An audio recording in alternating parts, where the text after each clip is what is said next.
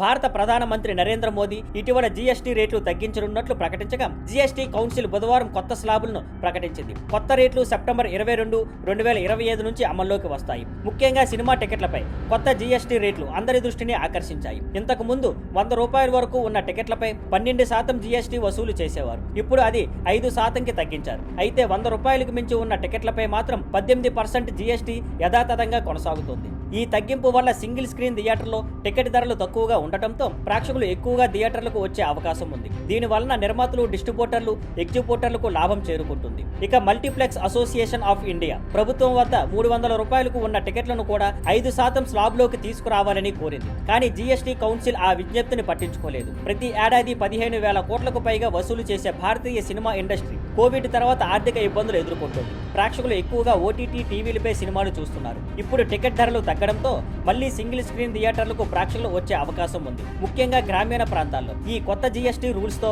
టాలీవుడ్ కి కూడా కొంత లాభం కలుగుతుంది. సెప్టెంబర్ 25న రిలీజ్ కానున్న పవన్ కళ్యాణ్ సినిమా ఓజీ ఈ కొత్త సిస్టమ్ లో రిలీజ్ అవుతున్న మొదటి పెద్ద సినిమా అవుతుంది. అదే విధంగా రాబోయే భారీ బడ్జెట్ సినిమాలు మాస్ జాతర, ఆంధ్ర కింగ్ తాలూకా, అఖండ 2తో పాటు సంక్రాంతి బిగ్గీలు ది రాజాసాబ్, మన శంకర వరప్రసాద్ గారు, జననాయగన్, రవితేజ RT-76 కూడా ఈ తగ్గింపుతో బాక్సాఫీస్ వద్ద ఎక్కువ గ్రాస్ కలెక్షన్ సాధించే అవకాశం ఉంది.